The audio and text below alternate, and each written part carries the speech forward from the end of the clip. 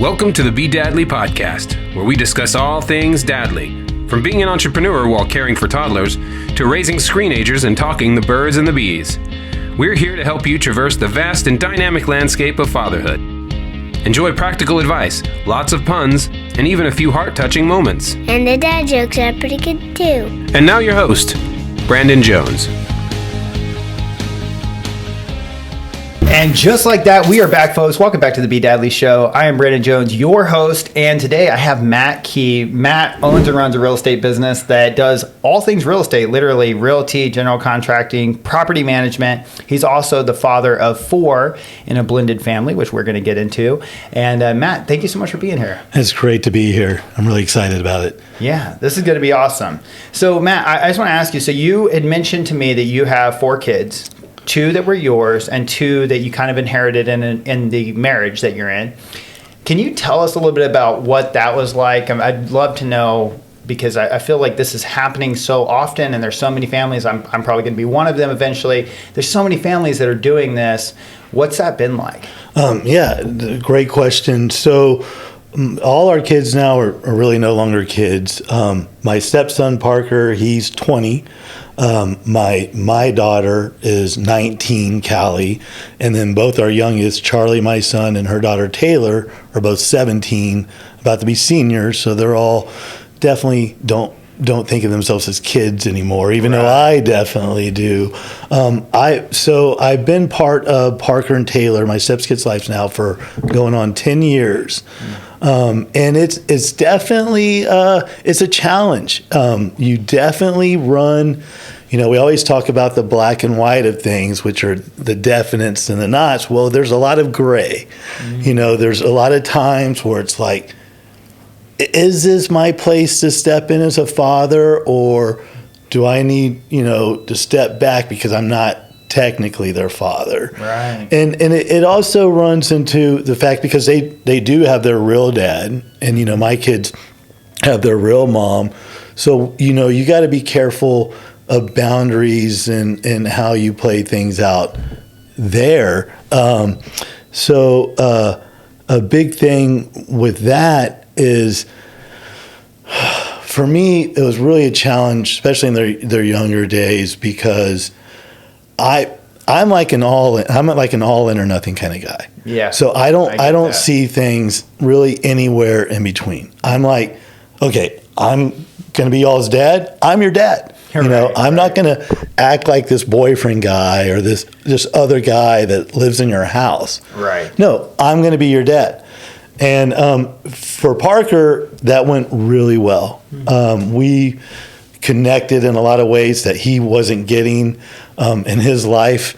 Just like the throwing the football, the just doing those things. You talked a lot about with your son, the hunting, the trapping, just all that kind of fun stuff, the camping, all this stuff, fishing, that we just naturally love, and especially as boys want to do. Mm-hmm. He wasn't getting that in his life, and I'm just a big kid, so I brought that like in tenfold.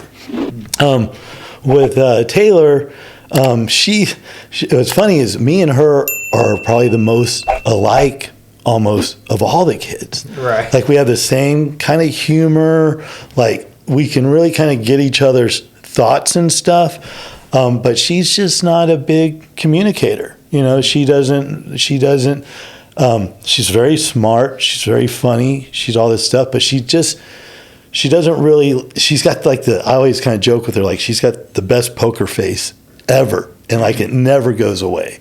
So you can never really tell what's going on there. So that's definitely always been a challenge. I would say for Jennifer, that's my partner. Mm-hmm. The biggest challenge we've had through most of our relationship is the parenting, like where our roles play in there. And ultimately, we've kind of had to step back and say, yes, those are your kids. I respect your boundaries, your rules, what you want me to do, and vice versa with my kids.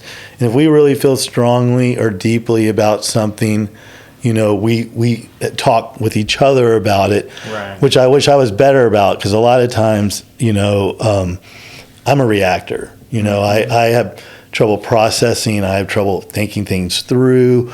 I just see something and go after it, good or bad, and that's benefited me 1,000 times in my life, but it's kicked me 1,000,000 times in my life.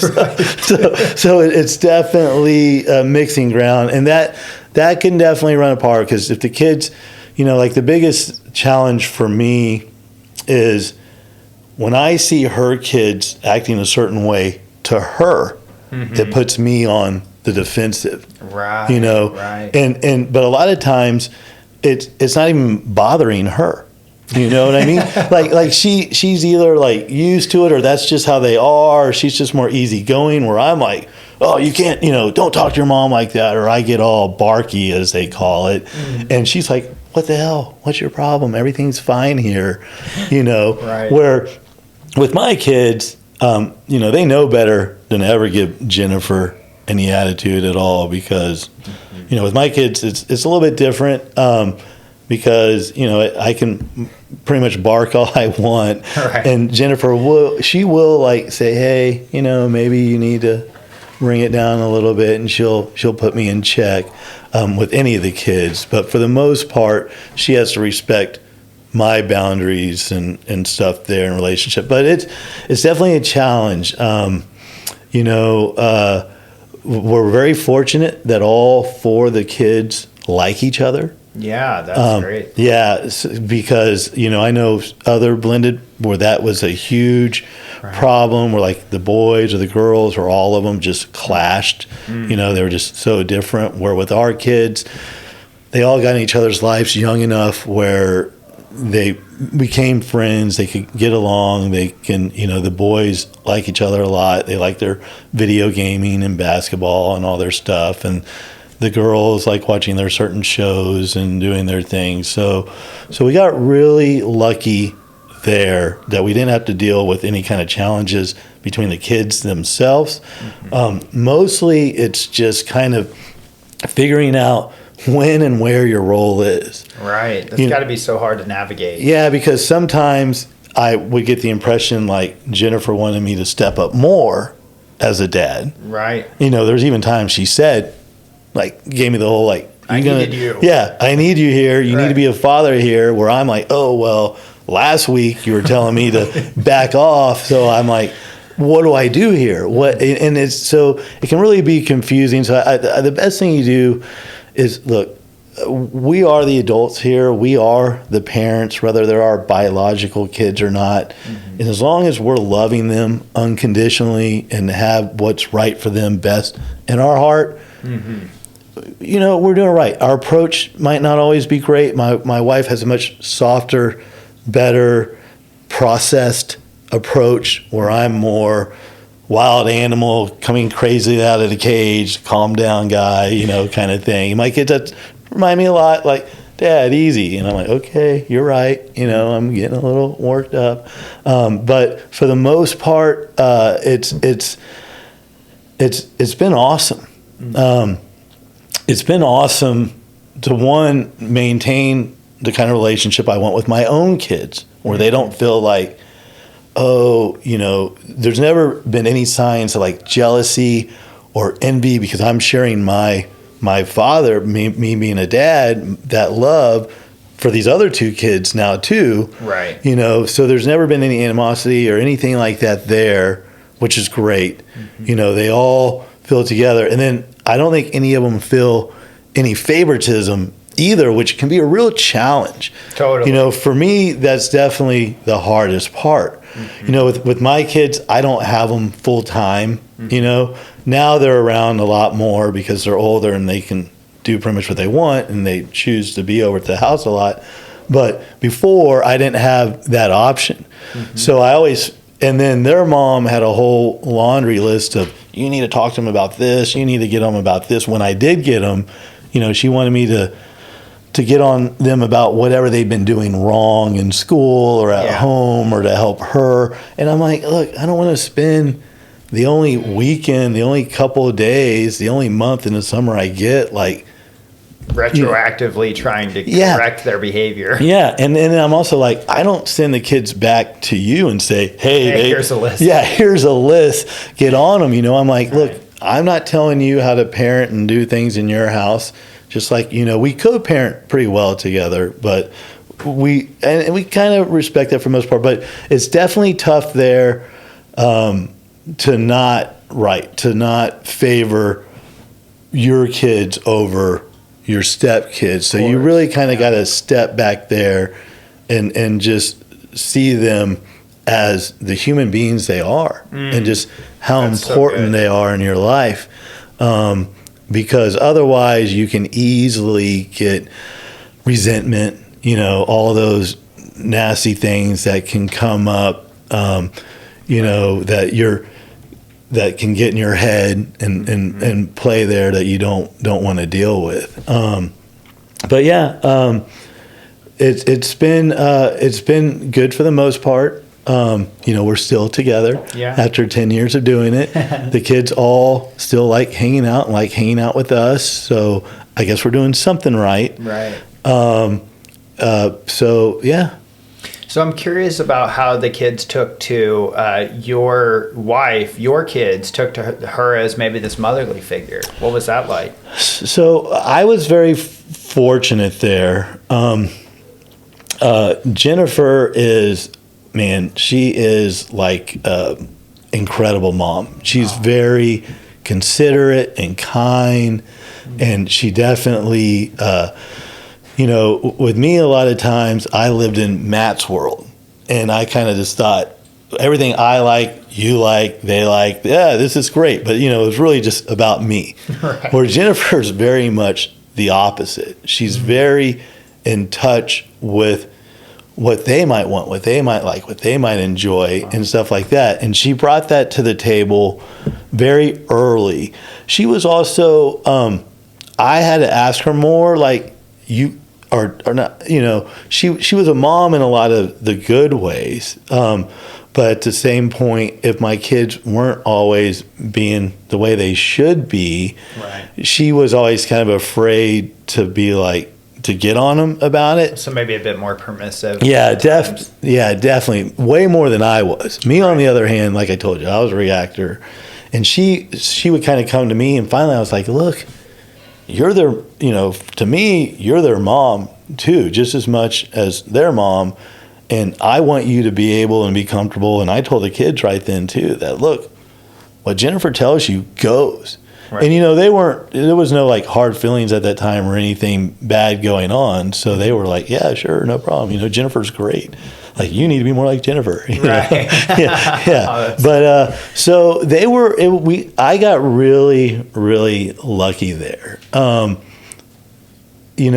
kids, like I said, they weren't around as much. So there was only given time we got there, and Jennifer definitely always made the best of that, made them feel very welcome, very much a part of that family, very much a part of that house.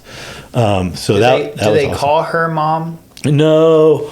They call her Jennifer? Yeah. They call her Jennifer, which I think is what we've always just kind of asked them to do. Right.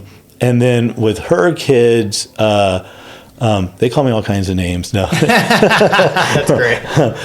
Parker and I have definitely. He looks at me. He's got a great relationship with his dad, which I've always encouraged.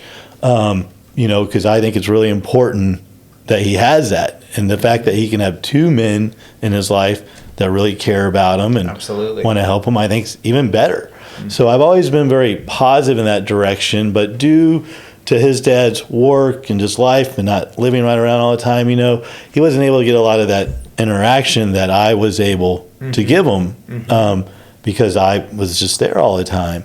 So Parker and I definitely, like, if he introduces me to people and stuff, he's like, yeah, this is Matt, like my dad, not my real dad, but my dad. It's like this little awkward moment, but it always feels great to me because the direction he's taking it. Right. Yeah. There's no better feeling than to get that, from a stepchild. When I'm curious to know about certain households have certain rules. For example, like even between you and Jennifer, you have this more disciplinary style. She has maybe a little bit more empathetic and warm style. But how do you cross the dynamics between, for example, you and Jennifer, and then their mother, and then the other father, and how does all the rules work? Are they different rules for every house? Have you guys gotten together and said, hey, these are the kind of things that we believe are important as a group? Or Yeah, that's definitely, and the way you worded it in the beginning was perfect. It's definitely tough. Jennifer definitely is. So a big thing for me in my life and how I grew up was very similar to my ex-wife. So we were fairly on the same page. Right, got it. And then my ex-wife, she's got her own different world. We could spend an hour just talking about her. She doesn't have much to do with Jennifer. She doesn't even. Gotcha. So there's no really crossing there. Now, and then Jeff, that's Jennifer's ex, he's a good guy and stuff, but it's just not a priority for him. His priorities are different. So he doesn't come in trying to tell us how we should do things and stuff like that, which I really respect that, because, Right. you can't have things both ways. You can't not be involved that much, but then come in and want things tell people how it's going to go. Yeah, Right, yeah. absolutely. So I definitely am glad, like I said, I'm kind of an all or nothing kind of guy. I want him either to be all in or not, and he chose more than not.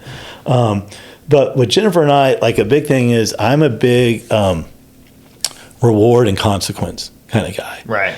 That's the way I was raised, with anything we did, from grades in school to how we took care of our stuff. If we did it all right and we were doing good, my dad was big about rewards, whether that be money or something we wanted or a trip or whatever it was. There was like a pot of gold at the end of the rainbow kind of thing. The positive consequences. Yeah, the positive. Now, of course, that road went both ways. Right. So if we were failing in any of those things, there was going to be consequences. And for a long time, Jennifer was not on that page at all. And that definitely caused some problems, because just like when you get a job and you go and you perform well in your job, you get bonuses, you get promoted, you get rewarded.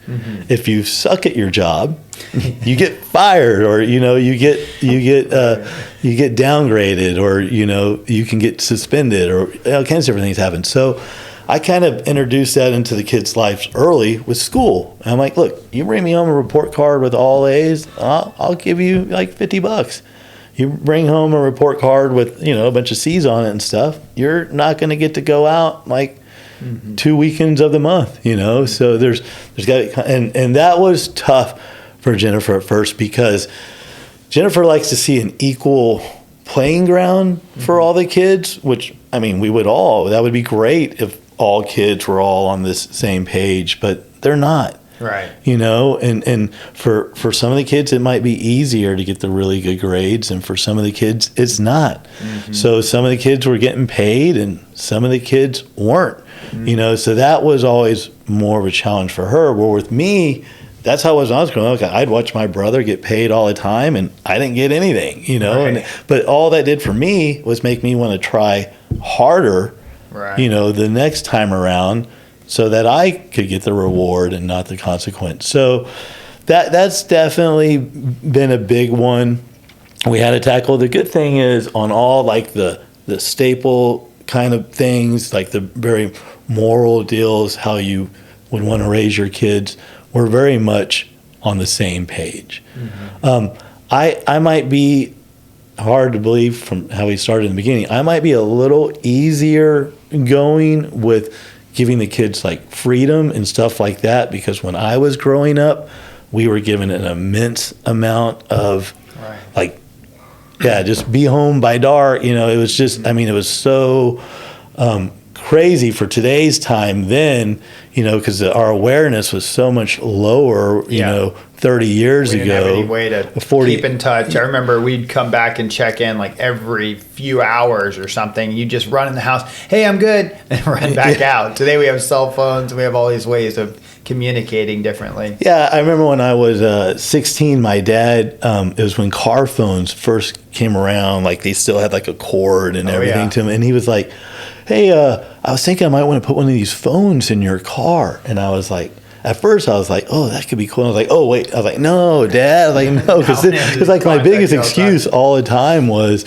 yeah, Dad, I was late. I couldn't call you. There was no phone because like I said, everything we did was out in the woods. We partied in the woods. We did in the woods. There was no phone around. There was no anything. So I was like, oh yeah, no, Dad. Somebody will just steal that out of my car. I was like, you don't want to do that. I tell my son all the time because when your teenager tries to pull my phone was dead today, we're like, and your buddy didn't have a phone? Every one of your friends has a phone. Like, so you don't know my number? You've known it since you were 5 years old. Like, come on. I know. So there's literally no excuse anymore for not checking in or calling or communicating. And now we had it a little easier. We did have it a little easier. Yeah, we have this 360 app now, so we know like exactly where the kids are. Like I'll call them up and I'll be like, you're not on your way here. And they're like, what, are you stalking me? And right. Like, yes. Yes. That's why we have this app. Yeah. Know that I can see you where you're at all the time. I can see how fast you're driving. Is that Life 360? Yeah. Yeah, that's great. I'm gonna have to get in that one. My son doesn't have his own car yet, so he's not driving around on his own. But when he does, that's gonna be good. Yes, it's the best thing ever. Cool. And then what's funny is I see this a lot with parents that there's a warm and permissive parent, and then there's a disciplinarian. And one of the things that I see as a challenge that a lot of these dads and moms face is that they're almost polarizing each other, where the permissive parent is like, hey, the reason I'm having to be so warm and friendly and kind is because you're so harsh, and the harsh parent's like, well, the reason I got to be so harsh is because you're so permissive, and they're kind of like pulling each other apart at the seams, or playing good cop, bad cop a little bit, off of each other. And so one of the things I always encourage parents to do is, if you were to draw a quadrant where on one side you have these axes, and on one side is demanding and the other side is supportive, these two axes. And so the bottom of the top axis would be unsupportive, and the left side of the axis of demanding would be not demanding, right? The goal is to move into being supportive and demanding. So we have really high expectations of you, and we're going to give you all the support you need to achieve those. Whether that's, do you need more tutoring? Do you need more encouragement? Are you lacking in motivation? Are you struggling with time management? What are you struggling with to reach this thing that we are demanding of you, right? We're supportive, but we're also demanding.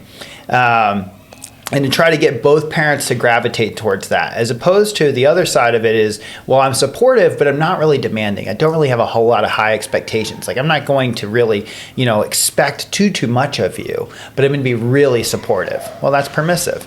And then the other one is authoritarian, where I have really high demands of you, but I'm just not going to be that supportive in helping you get there. I expect you to know, or I expect you to be able to do it. And so trying to get people on the same page, or really the same quadrant, is to just try to get parents to that place where both of them agree, hey, demanding is important. That's how we get our children to see and know boundaries that are important for them to express in their life. And also being supportive is also equally important. So we got to do both. So let's just get on the same page. And that's kind of my advice to. I wish you would have wrote a book on that like 10 years ago, and I could have read it. Wow, you really described Jennifer and I's dynamic to the T right there. And what's funny about that is, so many times when the kids are doing something wrong, or they have this tone, or they're throwing all this attitude, I've gotten better, but I used to just have, just like my parents, no patience for it. You just match that attitude with attitude. Right. I just relate so much, by the way, to the reactor. I am a reactor, so I 100% know exactly what you mean. And so, yeah, you match that sass. Yeah, and I only read the 4 Agreements a couple years ago. I wish I would have read that book like in 5th grade or something. Right. And so for me too, I take everything personally. It took me reading that book, and even still today, reminding me all the time that that's not personal against me. They could have slept bad. They could be mad at their boyfriend. There could be 1,001 things going on that have nothing to do with me. Totally. And forever, I could not even conceptualize that. I had to do with everything. So it's really hard. But a big thing, which is probably good for the kids, but not so much for Jennifer and I, especially with her kids, like they would come in and she'd be like, hey, can I, like she'd be offering to do like something nice for them. And they would throw her a bunch of, as the kids say, shade. And right away, I'd be like, what the F? I would like, your mom's just trying to like do something nice. And what would get Jennifer so upset all the time is I didn't even give her a chance to react or be a disciplinary. Because she's still there kind of processing it and taking it in, which is only a few seconds, and I'm already like, ready to pound some heads. Right. So it half the time, and then it would go from whatever they did not even mattering to her mad at me.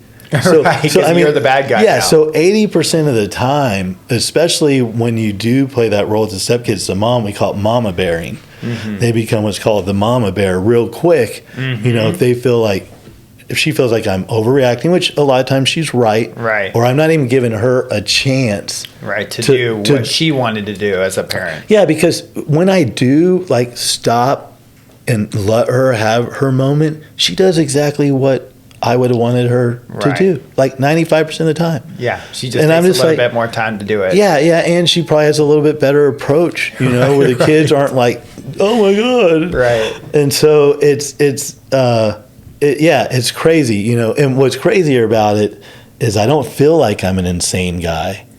And I witnessed it happen the way it should happen a couple of times when I do let it happen right, but yet over and over again, I'm just so quick to react. It's definitely a process. Did you, for me, like I think some of mine came from like being popped in the head, popped in the mouth, thumped, told, like respect was such an important thing. I remember growing up, like respect. Everything was about respect. It was yes, ma'am, no, ma'am, yes, sir, no, sir.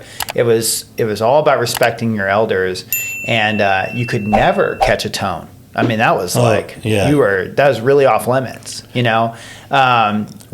you think some of that is playing into like where that react or that response is coming from? Oh, for sure. I mean, I think, we know what we know. And a lot of what I know is how I was raised. Right. And not that my parents weren't overall good parents, because they knew what they knew. Mm-hmm. And especially the further you go back in time, there was so much less like literature and podcasts and so much stuff to teach us, about how to be better. And so, a big thing is everyone's just doing their best, and what their best might be is not what you might consider. It's not the best, right? Right. The best you can do isn't necessarily the best, right? So everyone has their own different thoughts there. But yeah, I mean, I know for us, and in a way, I remember as I got a little older, like yes, we got in trouble. We got spanked. It was a physical punishment. And that's just the way things were. Yep. My parents weren't violent. They weren't ragers. They weren't angry. But that's just how you got disciplined. Mm-hmm. And I remember one of the first times I got in some real trouble where I guess I was 15. My dad felt like I was too old to get spanked anymore. Right. Such an awkward. Yeah. I remember that moment. Right. So it was the first time where I'd screwed up and I truly felt his disappointment. Mm-hmm. Because before it was like, oh, you screwed up, get in here, you got spanked, and then it's like, oh, I still love you, but we had to do that. Right. And it was like it was over. Yep. It was a 5-minute thing, your butt was sore for 10 minutes, but it was it. Yep. Where this, because he couldn't do that, he was just emotionally having to, we were emotionally having to bleed into each other there for his disappointment and anger in me, but not just being able to physically get it out. Where I reached a point where after like a day, I was like, I brought my dad his belt. And I was like, Dad, just spank me. I was like, please, just spank me. I was like, this is the worst punishment ever. And he was just like, sorry, he's like, this is how I feel from what you did, and I'm working on it, And so it was crazy because that probably was the biggest discipline thing I ever felt in my life to make me kind of get my shit together a little better. Yeah. Because I think the spankings, I know you're boys, we get beat up, abused, in our friends, in our regular life. So getting spanked was like, oh, all right, I can take that for 10 minutes. And then you're over it. You're past it. Does that really sink in? Does it really help you to think the next time when you're going to make that same mistake? You hope so, but most likely no, especially if, you're rough and tough and you're getting hurt all the time anyway. It's not really that big of a deal. But when you really feel that emotional and someone that you really love and someone that's important to you, and you really can feel that disappointment. Yeah, it was a much more effective way of punishment for sure, but it was way emotionally, which is kind of the backwards of the world today, because kids today are all like, oh, he hit me, and they act like it's, the end of the world. And it's not. Look, right. I'm not condoning any kind of physical discipline at all. It's barbaric. We've learned so many more ways we can do things where we don't have to be violent at all. And I'm 100% on board. But I know in our time, that's not how it was. Right. And I know for me, the barbaric stuff to me was way easier to deal with than any of the kind of, just repercussions of disappointment. Oh, 100%. I mean, I remember my son, he got to a point where if you would have given him the preference, like, hey, do you want to, lose this privilege? Do you want to stay in your room for a while? Do you want to not go out to your friends? Or do you want to get a spanking? He'd be like, spanking. Overdone. So that should tell you. That should tell you right there. Why is he choosing it? Well, because it's the quickest, most expedient, and it's not really going to do all that much. So it's not really that effective. But at the same time, I know what it's like. For example, you hear sass from a child or from a teenager or whatever, and you do feel like there needs to be a boundary, right? So how do you draw that boundary? I'm curious to know, like, what maybe some of the tools that you've learned or used. Like you've said, for example, that you're the reactor. I love how they're comfortable enough to tell you, barky dad is here right now, or you're barking, or whatever they're saying, that they're actually comfortable enough to say that. That's huge, that you've given them enough psychological safety to be able to share that. But what do you do when they're having those moments and you really you want that to stop, that behavior? Well, a big thing for me that I have to step back, and instead of hearing what they're saying, I need to hear what they're feeling. That's so good. And a guy shared that information with me a while back, and that really changed my whole outlook on everything. Because you're talking about a teenager going through period, hormones, jerk for friends, great friends, I mean, everything's the end of the world to them. Oh, my friend can't go out tonight. It's the end of the world. It's like, oh man, just wait, Mm-hmm. So, and their emotional levels are so much different. That was a big thing that Jennifer had to remind me of a lot, that I remind myself of a lot now, is I'm the adult here. I'm the parent. I need to be an adult and a parent. Sometimes I can be a little too much of a friend, and then sometimes, I can just be this hardcore disciplinary guy without really sitting back and listening to what they're feeling. Because, I mean, think about when you were 15, 16 years old, how easy was it for you to express any kind of feelings? No, it's almost impossible. Impossible. You were scared you were going to either upset something, or that you feel so much insecurity about what you're feeling. You don't want to talk about it. It's hard. I'm about to be 47, And I couldn't even express my feelings 2 years ago. Right. I didn't even know what they were. Yeah, I know exactly. You know, it was just a whole mad, sad, glad. That's all I knew. Everything was fine. If it wasn't, I was mad. I can tell you've done men's work. Yeah. We learned that. We learned that they're really just these three emotions that we cycle through: mad, sad, and glad. That's all we really have access to, that we think. Yeah, and there's so much more to it, you know? It's like, well, why are you mad? Well, I'm mad because I'm disappointed that my kid did this and didn't listen to me when I told him to do this. You know, or fear. A lot of times, fear will make you really angry. Fear is the core. Make you so angry to everything. You know, fear. You know, we were talking earlier about like surrender and stuff like that. And for me, you know, I grew up in a religious family where I still wouldn't say I was a religious guy. I was just part of church because it was a great community. I had lots of good friends there and stuff like that. And then my dad, who I was really close with, he was really big a part of the church. Right after I turned 16, he passed away. And we had a really good relationship all the way up into then. But, you know, he left me right at kind of a, you know, your adolescence, your time. It's pivotal. Yeah, the pivotal time. And my mom, don't get me wrong, she's a wonderful mom. She's always done her best. But she always played, when you hear people talking about the dynamics of their parents, where the mother really was always kind of the helicopter mom, or always too much in the business, and the dads were always hard at work and gone, and they never saw them. My parents were the other way around. My dad was much more there, a part of life, a part of things. I never felt like he was a helicopter dad or anything like that, where my mom was very busy with work, had a lot going on, stuff like that. So I never learned, and my dad, he was a sensitive guy, stuff like that, but I never really got into an age to start like processing things well with him. Right. And then my mom, she's just such a doer. You know, she's a busy bee. Dude, she's 77 and she could do circles around us. I mean, it's insane. And in a lot of ways, I respect that. And I also get where you're coming from, where you kind of need the presence. Yeah. I'm right. That's exactly right. I'm very grateful in 100 ways that she's so self-efficient. She can still take care. She can do so much that most people are already taking care of their parents and stuff like that when they reach their age. But yes, the other hand is, you know, like if ever I felt something as a child, or I thought I was, she would tell me in a positive way. She'd be like, "Yeah, you're too strong to feel that way, or you're too smart to feel that way, or you're too funny to feel that way."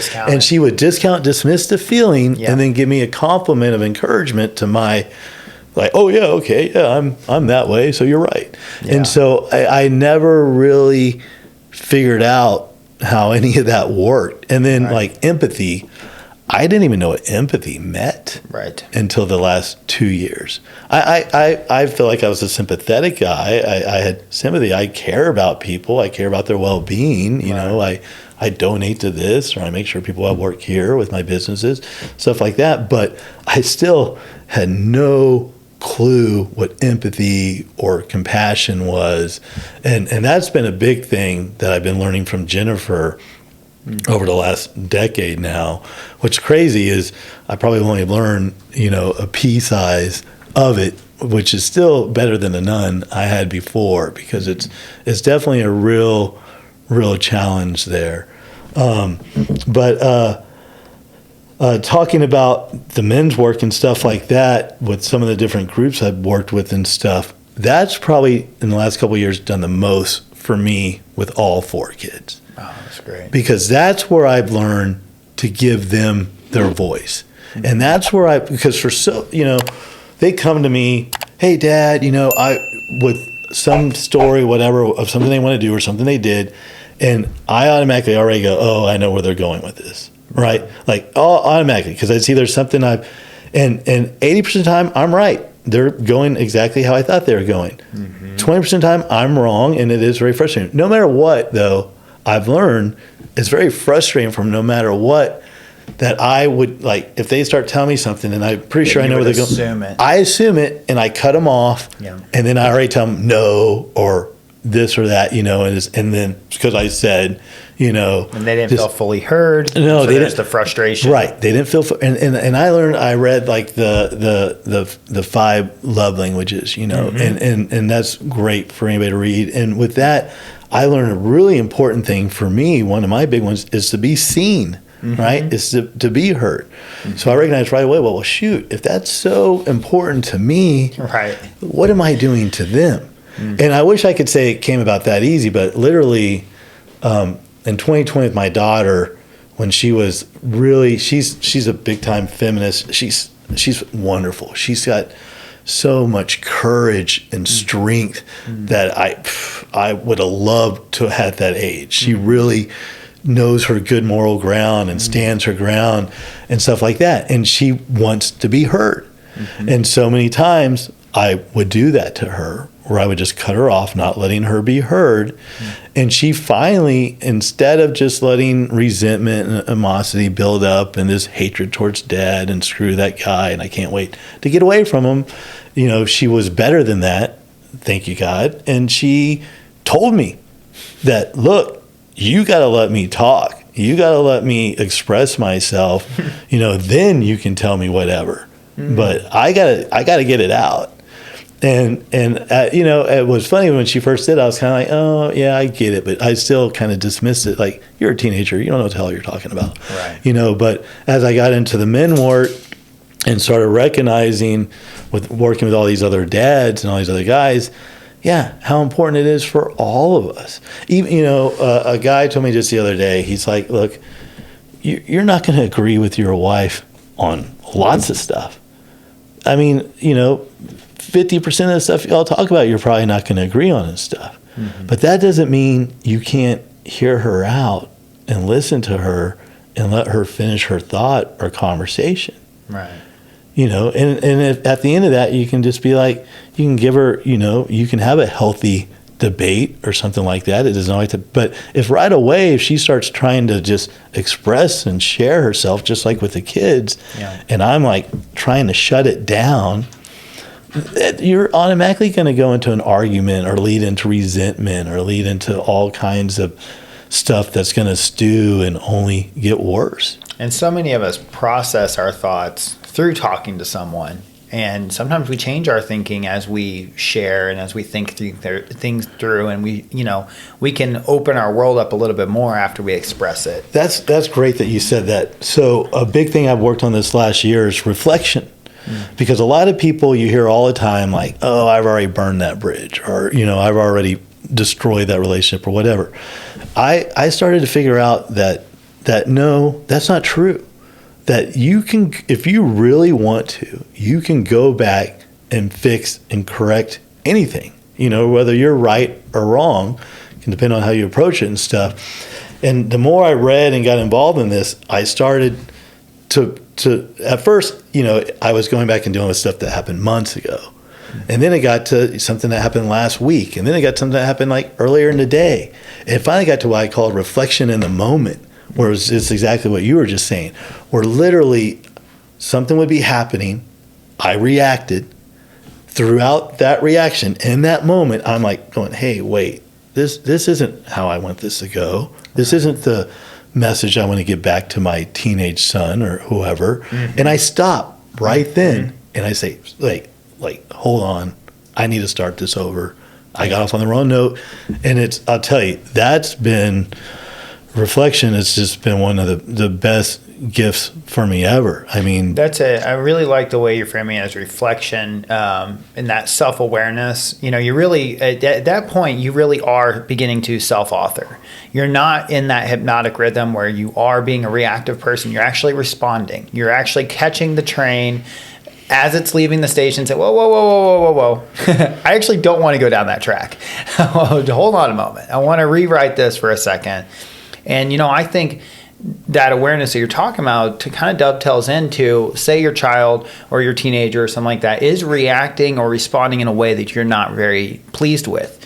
And you don't feel like it's respectful. You don't really appreciate the tone or the general attitude that the child is coming from. One thing that I've learned to do is to use this kind of like way of allowing them to retake the moment.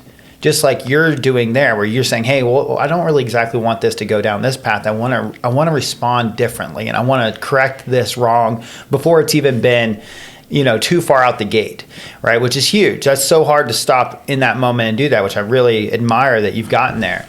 When we're seeing somebody else react in a way that maybe we're like, hey, that's not really the best way. One of the things I've learned to do is say, hey, bud, which is, I'm your friend. Like, we're on the same team, so you're not an enemy right now. Hey, bud, can you try that again? And he knows. I'm talking about the tone, because the tone in which you spoke or the tone in what you're saying is not right. Now, if he's reactive, I'll just say, happy to talk to you when you can speak as calmly as I am. Yeah. And so, we're just we're creating a firm boundary. Now, that's a lot different than you will not take that tone with her, get to your room right this moment, where there's a consequence, a punishment, there's no empathy, etc. And they're on the other side of the line. They are now the enemy. One of the things I've tried to learn over the years is like keeping my children on my side as we work through the challenge. So instead of making them the challenge, it's this tone or this behavior or that habit or that particular thing. And I'm on your side. I just want to help fix that thing. Like, it's not you. It's more like the hub and spoke model. It's the spoke, not the hub. You're good. But there's that one little thing that's happening right now. We got to work on that. And so sometimes it's a hey, bud, or a hey, sweetie. Can you try taking that over again? And one of the things I've taught my kids, and I repeat a lot on the show even, is that a mistake is just a mistake. If we were shooting a production, that take didn't go right, we're going to take it over. Yeah, so I just say, hey, can you take that over again? Yeah, I've heard you mention that before, and literally have gotten very mindful of that phrase. And then I love the way you just put that because we do forget that we're on the same team. Yeah. Especially, there's all kinds of science to it that when we get in an argument and our heart rate, we get up over like 145, whatever they say, right.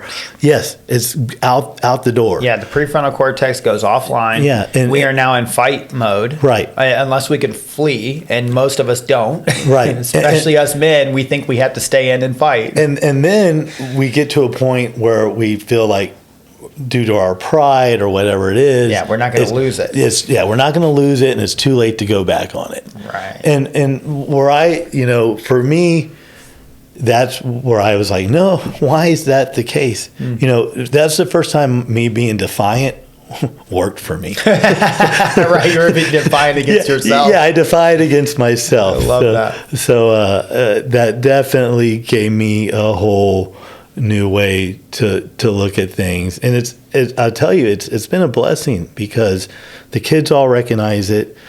Sure, we still have our moments. Yeah. Especially as they want to become more and more adults, and it's hard for us to let go there. Or then, okay, if you want to be an adult, here's some things you should think about, and then they don't want to hear that because they think they got it all figured out. So it's still definitely challenges, but for the most part, I definitely like the reminder that we are all on the same team. Right. That ultimately, and I try to remind the kids of that all the time, is ultimately I just want them to have the best life possible. Yeah. And sometimes I might let myself get in the way of that, and I need to step back, but it's hard for me just because I love and care for them so much, and I see them going down some of the same roads I know I went down, right. And I know how they turned out. But a lot of times Jennifer says, hey, they got to figure that out. As long as we know that road's not going to kill them, right. It's just going to teach them a lesson, then you got to let them go down that road. But for me, that can definitely be a challenge. For sure. Oh, it's easy to want to protect them, and life is our greatest teacher. Yeah. Most of us are hard-headed enough that we have to let life teach us as opposed to someone else telling us their wisdom from their own personal lesson. But yeah, it really, one of the other things that you spoke about was that what I was kind of hearing and the thought that was in my mind was the seek first to understand and then to be understood. When you're hearing them completely, hearing what they were sharing, and then once a person has divulged their thoughts, feelings, and opinions, then they're so much more inviting to whatever you have to say, especially when they feel fully heard. And this can even be applied to little children. In fact, I was reading a book recently called How to Talk So That Little Kids Will Listen. Emphasis on little, because there's actually a book called How to Talk So Kids Will Listen, and they made another one for little kids. But one of the things they talked about was how when we love to hear our children's pleasantries. We love to hear, oh, thank you, and this is really good, and I love this, and oh, this is the best day ever, and I love this trip, and we love to hear all of those. The problem comes when they start to say negative things. Oh, that's yuck, or I don't like that. That's not my favorite. I hate him, etc. When we begin to hear those, we often try to shut them up. And I mean, I literally were like, no, don't say that. Oh, don't talk like that. Oh, we don't use word hate. Oh, we don't say, somebody made that meal. You don't say yuck. You say, that's not my favorite. And we basically try to talk them out of those negative feelings. And we get into there's even a real big culture today where we just don't want to hear people talk about negative things, right? And so one of the things that they talk about in the book is actually, and this is also in Whole Brain Child and No Drama Discipline from Dan Siegel, who talks a lot about emotions and connection, etc. Is in their book, they call it Name It to Tame It. And what they're talking about is the emotion. Can you name the emotion? Oh, I can see you're really dissatisfied, or I can see that you're really upset by that, or I can see that makes you really sad, or you seem very angry about this, or you're not very happy with that. But when you can name whatever the child is feeling, there's actually this release that they get that then allows them to then, move on and get into a new emotion. Where if you do the opposite, where you try to take it away from them or push that feeling out, it just breeds power struggles. It makes them feel like they have to fight to, no, I don't like this. I don't feel this way. I don't, and so one of the quick and easy things you can do is when your child is expressing something negative, try to find the emotion that would be associated with that. And then there's some great charts online. You can look them up online where it shows a series of emotions. And the reason this is valuable is because, as you were talking about earlier, mad, sad, glad, where we have this spectrum of emotion that, especially as men in our society, and definitely in the older generations, and I was raised very old school, you were suck it up and quit being a pussy. Right. Like that was how harsh it was. Yeah. Like, I heard that phrase way more times than I would like to. Yeah. And there was good reason. Life's tough. You're going to face some challenges. Quit crying over spilled milk. Basically, you got to have thick skin because life is tough, right? So kind of grew up with that mentality. But what ends up happening is that then you fail to express how you're feeling and it comes out sideways. And a great example is I was just on a trip and I think I'm so evolved and I'm doing all these things. And then I'm Clark Griswold. I'm on this trip. Everything's going wrong. I wanted it to be perfect. I paid all this money for this trip. I did all these things. I want my family to have this great trip. And here it is being ruined by a series of events that are so frustrating to me. And my family I felt that they felt ungrateful. They weren't helping me. I had all these stories. But underneath a lot of it was me not being able to express to them my emotions in a way that would allow them to participate in my experience. Because what I was doing was shouldering the hard work. I was on the side of the highway with the jacking up the truck and doing all these things and, working on these things that were circumstantial and they were unfortunate. Like I told you that my wheel came off of my truck. There were things that were scary because we're on the side of a highway. Things are blowing by. It's over 100 degrees out. I'm sweating bullets. I'm nervous. There's all these things happening. And so, of course, I'm ready to unload on my kids the moment that they do anything. Dad is not in a good place. And then it cascaded because then all of a sudden the insurance adjuster isn't returning my calls. The people at the mechanic shop, they are telling me 2.5 days to change a hub and rotor. I'm about to call them pussies because I'm like, dude, you guys work on cars, man. Come on, get this together. I'm like getting all angry and I'm having this moment. I really felt again like Clark Griswold, just like I want it to be perfect and I just can't make it so. And so I unloaded on my kids a number of times, and I felt miserable as a dad. I really felt like I was failing. I mean, there's a point where I was like, I don't even feel like I could face my company and my, the people I support in a way that was honorable, because I was so disgraceful in the way that I managed this hardship. And it wasn't until the last day we're at a breaking point where I knew this is the last day of our trip, and I've been an absolute asshole, like no other way to say it. And I had this breaking point, and I said, hey, I need to call a family meeting. Now, my family was nervous. Oh, shit, Dad's going to let us have it. He's really had a tough week or whatever. And in the family meeting, the first thing I did was own all of it. And I just said, dude, I've been a jerk. Like, I have not responded the way I wanted to. I've overreacted. I've been angry. I've let the bad fire-breathing dragon out multiple times. I've made you guys think it's your fault. I've done all these things. I just started crying. I said, all I really wanted was for this to be a good trip for you guys. Well, right there, I mean, that just shows how much work you have done. Because, look, I don't know a dad that hasn't been in that exact same situation. Right. I mean, not moment for moment, but I can think of just about every family trip I've taken my family on. So much pressure on those trips. Yes. I mean, and, we do. That's a big thing. I was telling a guy in one of my groups the other day, it's like, man, I keep having this dream where I see the top of, like, I've been climbing this highest mountain, and I see the top of this mountain, and it's like I'm just stuck. I can't get there. And he was like, well, yeah. He's like, dude, he's like, the top of the mountain's perfection. He's like, right, you can never get there. No. He's like, do you see anybody else up there? And I'm like, no. And he's like, dude, just be glad that you can see the top and that you're doing the kind of work that you can just keep inching a little closer and closer. He's like, nobody's met to get to the top. That's just not how life works. But you're also not wanting to accept, you know what mediocre means? It actually comes from the words mediocrious, which actually means to be stuck on a rugged mountain.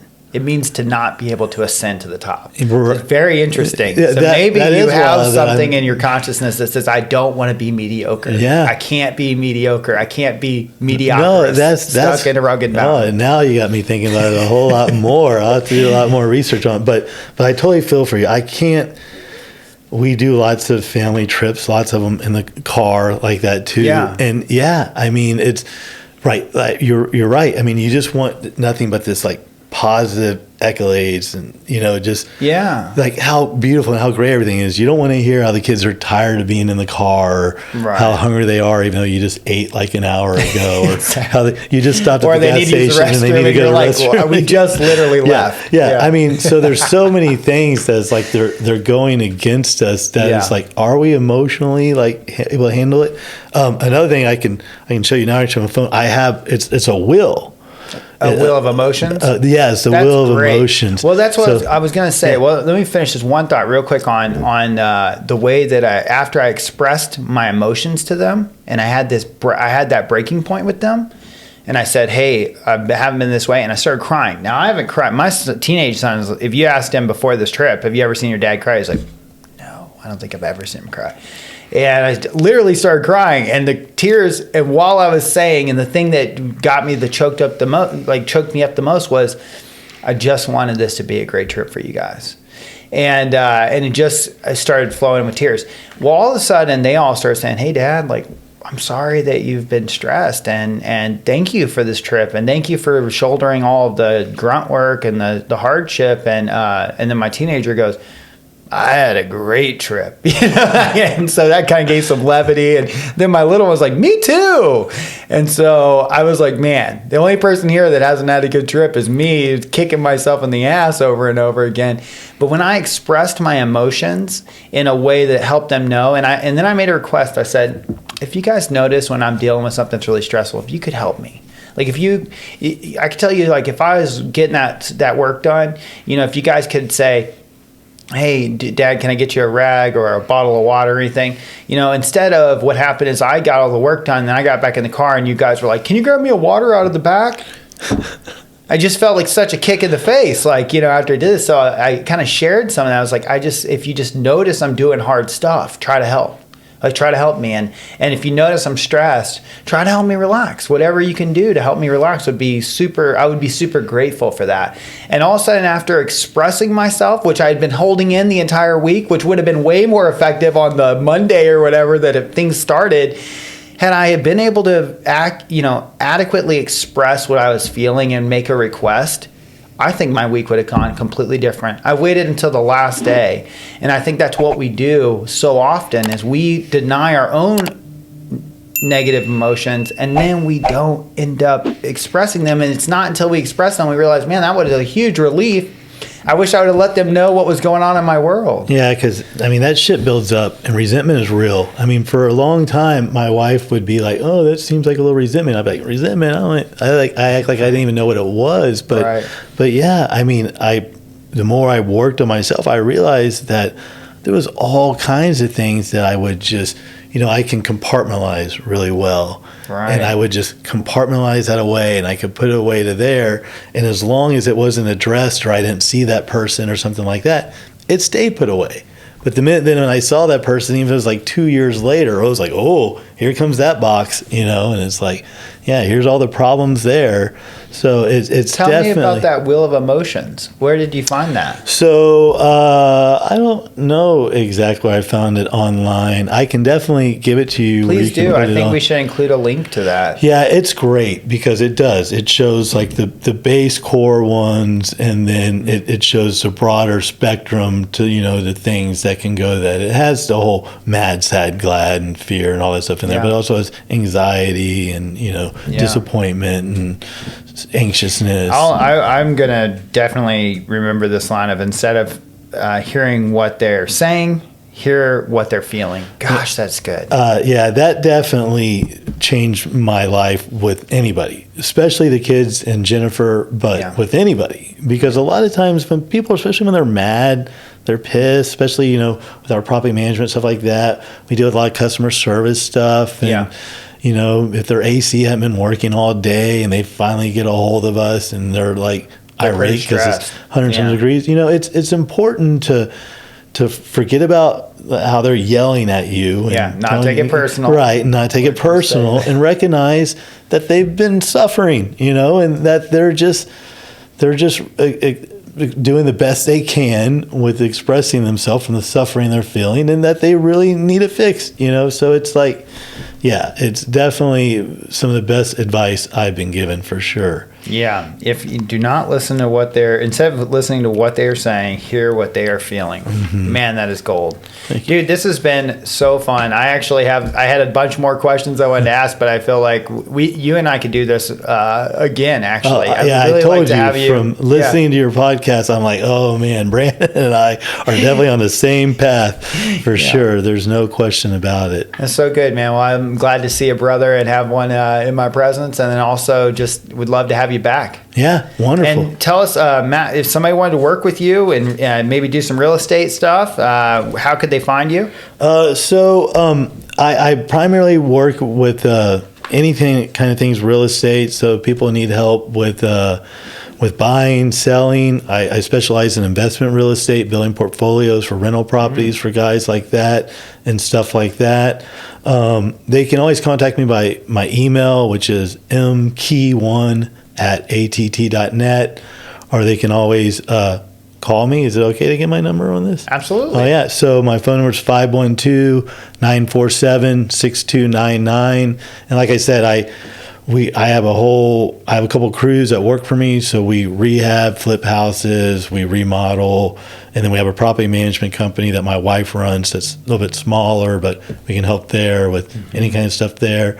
And of course, I've been a realtor in Austin now for 22 years. Great. So I've been doing it for a little bit of time. Yeah. Yeah. Well, that's fantastic. Well, guys, be sure to reach out to Matt if you do need some real estate help. And thank you so much for being on the show. Yeah, thanks for having me. I really loved it. We hope you've enjoyed this episode. If you've received some value from it, please share it with other dads and consider leaving us a review on your favorite podcast platform. And we'll see you in the next episode. Looking for support with your fatherhood journey? Go to BeDadly.com and take our Dadly Disposition quiz and learn helpful insights on how you can overcome power struggles with your kids.